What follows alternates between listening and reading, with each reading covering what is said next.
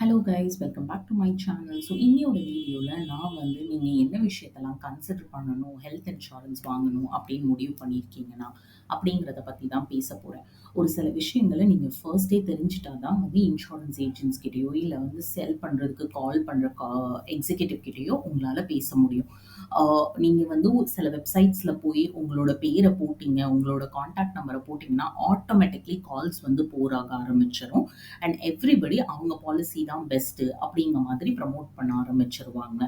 However, you need to be smart, you need to look for things before you decide to go ahead and buy a policy. என்ன விஷயங்கள்லாம் தெரிஞ்சுக்கணும்னா அப்படின்னு கேட்டீங்கன்னா வாங்க வீடியோக்குள்ளே போகலாம். ஃபர்ஸ்ட் அண்ட் ஃபார்மோஸ்ட் வந்து சம் இன்ஷோர்டை நீங்கள் டிசைட் பண்ணணும். ஃபார் எக்ஸாம்பிள், இப்போ நீங்கள் வந்து ஒரு ஃபேமிலி ஆஃப் 4க்கு போடுறீங்க அப்படின்னா வந்து 3 lakh rupees வந்து சம் இன்ஷோர்ட் வந்து எதுவுமே ஆகாது. 2 lakhs 3 lakhs சம் இன்ஷோர்ட்லாம் வந்து எதுக்குமே கிடையாது. So depending on the number of people, depending on the age of people whom you are insuring, அவங்க எல்லாத்தையுமே சேர்த்து ஒரு டீசெண்டான அமௌண்ட்டை வந்து நீங்கள் டிசைட் பண்ணணும். ஃபார் எக்ஸாம்பிள், ஒரு family of 4 with 2 adults 2 kids அப்படிங்கிற மாதிரினா 5 lakhs should be sufficient. இதுவே வந்து 2 adults plus 2 parents அப்படிங்கிற மாதிரி இருந்ததுன்னா maybe you will have to opt for something more because risk வந்து கொஞ்சம் ஹையர். ஸோ அதனால வந்து எவ்வளோ சம் அஷோர்ட் பண்ண போறீங்க அப்படிங்கிறத ஃபர்ஸ்ட் வந்து நீங்கள் பார்த்துக்கோங்க. Second thing that you need to consider is waiting period. Waiting பீரியட்ன்ட்டு ஒரு க்ளாஸ் இருக்கும். ஃபார் எக்ஸாம்பிள், நீங்கள் வந்து இன்சூரன்ஸ் பாலிசி வாங்கும்போது உங்களோட எல்லா எக்ஸிஸ்டிங் டிசீஸையுமே நீங்கள் கவர் பண்ணுவீங்க. டயபெட்டிக்ஸாக இருக்கட்டும், பிளட் ப்ரெஷராக இருக்கட்டும், இந்த மாதிரியான எல்லா டிசீஸையுமே நீங்கள் கவர் பண்ணுவீங்க.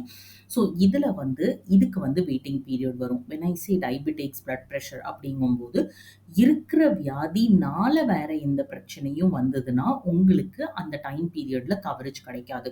இன்ஃபேக்ட் பழைய பாலிசிஸ்லலாம் வந்து 3 years வரைக்கும் வெயிட்டிங் பீரியட் இருந்தது. இப்போ நிறைய policies have come down to the waiting period of 1 year. So for example, ஆனால் இது வந்து கொஞ்சம் டீட்டெயிலாக நீங்கள் புரிஞ்சுக்கணும். லைக் இப்போ ஃபார் எக்ஸாம்பிள் உங்களுக்கு வந்து ஹை பிளட் ப்ரெஷர் இருக்குதுன்னு வச்சுக்கோங்க. ஹை பிளட் ப்ரெஷர்னால வந்து என்ன பாசிபிலிட்டிஸ் இருக்குது? ஸ்ட்ரோக் வர்றதுக்கு சான்சஸ் இருக்குது, ஹார்ட் ரிலேட்டட் ப்ராப்ளம்ஸ் வர்றதுக்கு. ஸோ இன்கேஸ் வந்து நம்ம பாலிசி வாங்கினதுக்கப்புறம் ஒரு 6 monthsக்குள்ள நமக்கு அந்த ப்ராப்ளம் வந்தது, while my policy is having a waiting period of 1 year அப்படின்னா கண்டிப்பாக அந்த ஸ்ட்ரோக்கும் வந்து கவர் ஆகாது. பிகாஸ் இன்சூரன்ஸ் கம்பெனி என்ன சொல்லுவோம்னா, பிபினால தான் உங்களுக்கு ஸ்ட்ரோக் வந்திருக்கு அண்ட் உங்களுக்கு பிளட் ப்ரெஷர் ரிலேட்டட் ப்ராப்ளம்ஸ்க்கு 1 year வெயிட்டிங் பீரியட் இருக்குது. ஸோ இந்த வெயிட்டிங் பீரியடை வந்து நீங்கள் ப்ளீஸ் புரிஞ்சுக்கோங்க so that you can plan your finances even in case of some emergencies. இந்த சம் இன்ஷார்ட்லேயே வந்து சில அமௌண்ட்ஸ் இருக்கும், ப்ரீ ஹாஸ்பிட்டலைசேஷன் அண்ட் போஸ்ட் ஹாஸ்பிட்டலைசேஷனுக்கு. அமௌண்ட்டுங்கிறத விட கேப் நம்பர் ஆஃப் டேஸ்க்கு இவங்க வந்து லிமிட் வச்சுருப்பாங்க.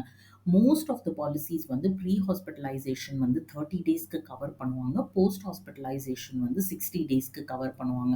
இதோட ரீசன் என்னன்னா, நம்ம வந்து ஹாஸ்பிட்டலில் போய் அட்மிட் ஆகுறதுக்கு முன்னாடியே ஒரு சில டெஸ்ட்ஸ்லாம் பண்ணிட்டு தான் அந்த ஹாஸ்பிட்டலைசேஷனை ஃபைனல் பண்ணுவோம். ஸோ அந்த மாதிரியான பிரச்சனைக்கு தான் அதுக்கு முன்னாடி நம்ம ஒரு 30 days முன்னாடி வந்து என்ன டெஸ்ட்லாம் எடுக்கிறோமோ அதுக்கு வந்து கவரேஜ் கிடைக்கும், ரீஇம்பர்ஸ்மெண்ட் கிடைக்கும். And similarly at the same time ஹாஸ்பிட்டல்லேருந்து டிஸ்சார்ஜ் ஆனதுக்கப்புறம் ஒரு சில மாத்திரை வாங்குவோம், ஒரு சில ஃபாலோ அப் டெஸ்ட்ஸ் பண்ணுவோம். அது எல்லாமே வந்து எவ்வளோ நாள் வரைக்கும் கவர்டு அப்படிங்கிறத பார்த்துக்கோங்க. அண்ட் இன்கேஸ் லைக் சில பாலிசிஸ் வந்து உங்களுக்கு 120 days வரைக்கும் போஸ்ட் ஹாஸ்பிட்டலைசேஷன் பெனிஃபிட்ஸ்லாம் தருது. ஸோ இது என்ன அப்படிங்கிறத நீங்கள் உங்கள் இன்சூரர் கிட்ட டீட்டெயிலாக பேசிக்கணும். புதுசாக வந்திருக்கிற ஒரு பெனிஃபிட் இப்போ என்னன்னா ரிஸ்டோரேஷன் பெனிஃபிட் அப்படின்னு சொல்கிறாங்க. இது என்னன்னா, இன்கேஸ் நீங்கள் வந்து ஒரு 5 lakhsக்குள்ள பாலிசி போட்டிருக்கீங்க, அந்த 5 lakh rupees நீங்கள் எக்ஸாஸ்ட் பண்ணிட்டீங்கன்னா அதே அமௌண்ட்டை அவங்க வந்து ரீஸ்டோர் பண்ணுவாங்களாம். So this can be used. இதில் சில கிளாஸஸ்லாம் இருக்குது. இந்த ரிஸ்டோரேஷன் பெனிஃபிட் வந்து ப்ரீவியஸாக யூஸ் பண்ண பர்சனுக்கு பண்ண முடியாது. அந்த மாதிரியான சில கிளாஸஸ்லாம் இருக்குது. இது என்ன அப்படிங்கிறதையும் நீங்கள் வந்து உங்கள் இன்சூரர் கிட்ட கேட்டுக்கோங்க. அடுத்தது நீங்கள் தெரிஞ்சுக்க வேண்டியது கோபேமெண்ட் கிளாஸ் அப்படின்ட்டு.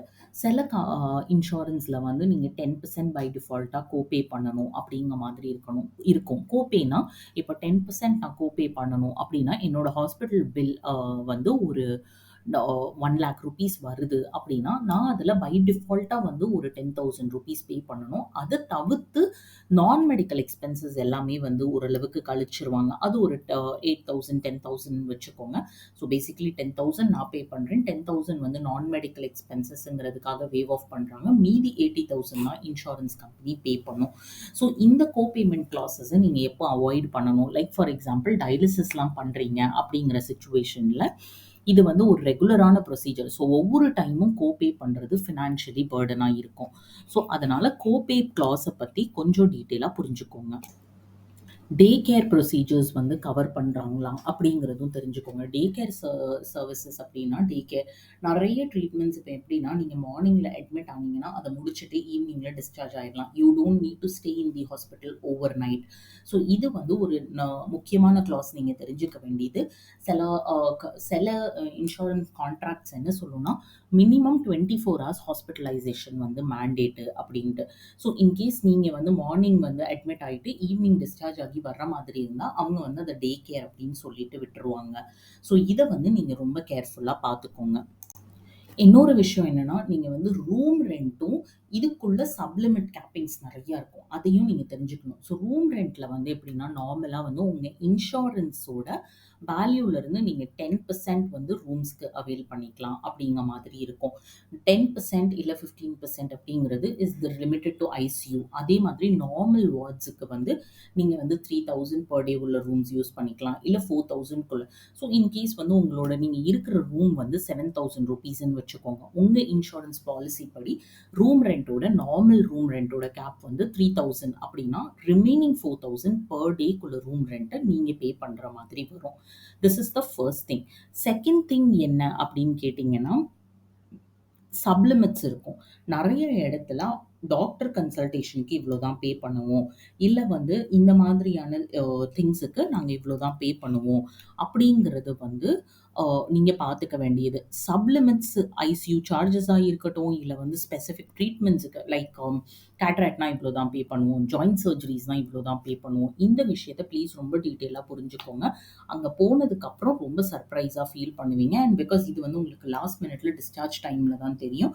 பிளான் பண்ணதை விட அதிகமாக ரொம்ப பே பண்ணுற மாதிரி இருக்கும். So please understand room rent and sublimit உங்கள் கான்ட்ராக்டில் என்ன இருக்குது.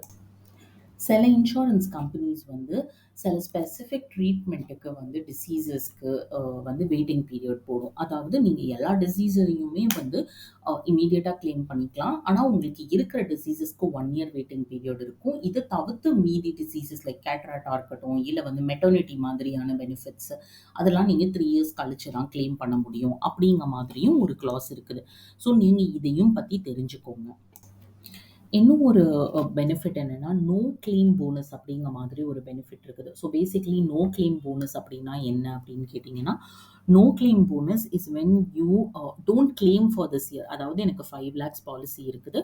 அடுத்த வருஷம் எனக்கு 10% வந்து நோ கிளைம் போனஸ் கிடைக்கும் அப்படின்னா, இந்த வருஷம் எனக்கு 5 lakh rupees இன்சூரன்ஸ் இருக்குது. அதை வந்து நான் கிளைம் பண்ணலை. அப்போது 5 lakhோட 10% வந்து 50,000. எனக்கு இந்த 50,000 வந்து அடுத்த வருஷம் நோ கிளைம் போனஸாக கிடைக்கும். ஸோ அடுத்த வருஷம் எனக்கு அதே ப்ரீமியம் ரேட்டில் 5க்கு பதில் 5.5 lakh rupeesக்குள்ள இன்சூரன்ஸ் கவரேஜ் கிடைக்கும். ஸோ இந்த பெனிஃபிட் இருக்குதா அப்படிங்கிறதும் நீங்கள் கேட்டுக்கோங்க.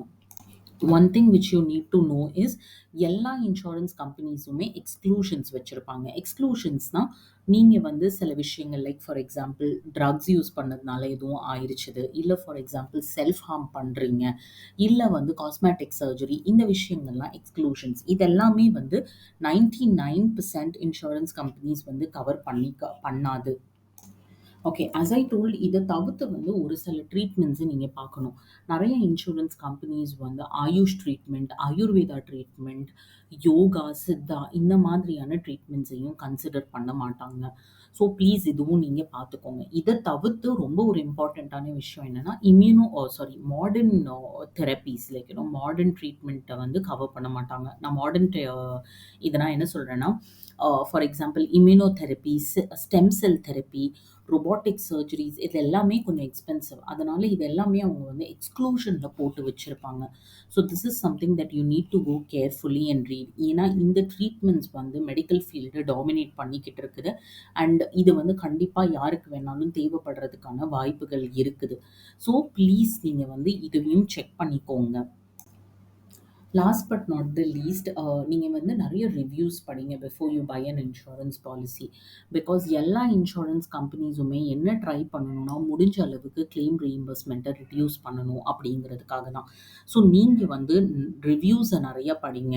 அவங்களோட டேர்ன் ஓவர் டைமை பற்றி நீங்கள் புரிஞ்சுக்கோங்க. அண்ட் மோர் இம்பார்ட்டண்ட்லி அவங்களோட ரெப்யூட்டேஷன் எப்படி இருக்குது மார்க்கெட்டில் அப்படிங்கிறத தெரிஞ்சுக்கோங்க. யாரோ ஒருத்தங்க கம்மி ப்ரைஸில் தர்றாங்க அப்படிங்கிறதுக்காக நீங்கள் கண்மூடித்தனமாக போயிடாதீங்க. அதர்வைஸ் நீங்கள் வந்து கன்சியூமர் கோர்ட் அப்படி இப்படின்னு நிறைய ஐஆர்டிஐ, டிஏஐ எல்லாமே இருக்குது. But again why you need that mental stress, that is one thing. So அதனால் வந்து better you go ahead with some insurance company which is good in reputation. When your loved one is unwell, நீங்கள் வந்து அவங்க ஹெல்த்தை மட்டும் பார்த்துக்கிற மாதிரி இருக்கட்டும். தேவையில்லாத விஷயத்தை பற்றி பார்த்து யோசித்து நீங்கள் டென்ஷன் ஆகக்கூடாது.